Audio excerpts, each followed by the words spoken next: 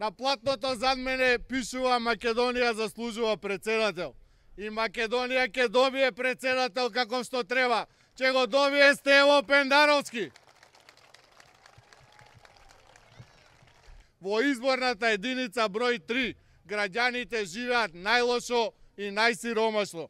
Својата иднина за жал не ја гледаат повеќе во Македонија. Масовно се иселуваат од државата и не планираат да се вратат. Заминуваат со своите семејства, напуштајќи ја Република Македонија. Мораме младите да ги задржиме во Македонија. Мораме тие што се иселиле да ги вратиме. Ова младина е иднината на Република Македонија и не може така лесно да се откажеме и да ги пуштаме да се иселуваат.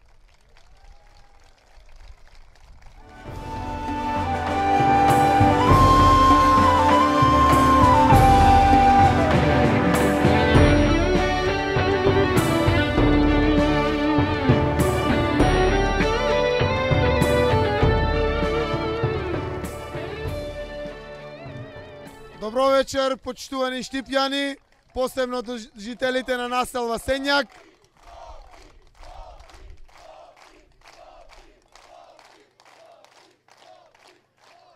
Добро вечер, драги пријатели. И еве, нели јас сум председателот на најголемата опозициона партија, човекот кој што ги има најмногу информациите. Сакам да ги споделам со вас, за да бидете убедени.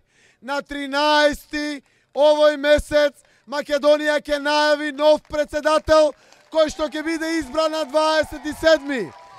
Стево Пендаровски ќе биде нов председател на Република Македонија.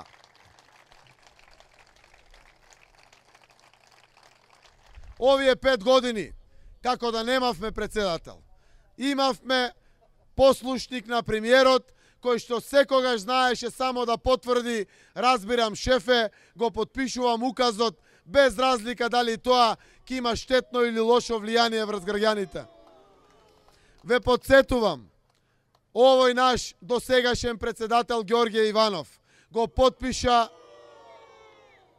потпиша указот со кој се кратат работничките права, со кој што може денеска работодавачот да го избрка секој работник кога и да сака, без да има право да се жали. Да работи нон-стоп и трета смена, нема да има право работникот глас да каже. Тој закон и тој указ го потпиша Ѓорѓе Иванов. Почитувани пријатели, денеска доживеавме и Јамди Бајрам да вика Кока-кола ни е председателот на државата. Ја испраќаме недвосмислено јасната порака дека председателот на Македонија, кој што ќе ја води државата наредните 5 години, не смее да му должи ништо ни на ЗАЕВ, ни на СДСМ. Треба да биде председател на сите граѓани на Република Македонија. Татко за секој граѓанин. Да се подсетиме на 2006 година на преродбата за 100 чекори, каде што ветуваа срекни и берикетни земјоделци, вработени млади луѓе, срекни граѓани. 2008 година бара апсолутна власт. Добија апсолутна власт, повеќе од 60 пратеници. Една година после тоа добија 5-6 градоначалници и председател на државата. Го излагаа повторно овој наш народ. 2011 година повторно бараа поддршка на предвремени избори и повторно го излагаа овој наш народ.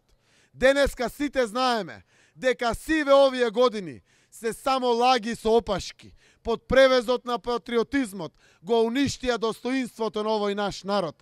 Секој пат било, таткото остава на својот син повеќе, а синот на својот син уште повеќе од тоа што го оставил неговиот татко. Ние денеска го трошиме тоа што нашите родители го оставиле, наместо да градиме иднина за нашите деца. Ово е град под Исарот. Знаете дека Исарот го штител и Штип и граѓаните на Штип. Сега сите сме Исарот. Сите мора да ја заштитиме оваа наша Македонија. Нема кој друг. Ние сме граѓаните Исарот на Македонија. Доаѓа голем христијански празник, најголемиот, Великден. Една недела пред Великден, Стево Пендаровски ќе ги најави промените за нов почеток. А една недела после Великден ќе воскресне како Христовото воскресение и слободата, и демократијата, и надежта за подобар живот на сите граѓани во Република Македонија. Да живее Штип, да живее слободата, да живее Република Македонија!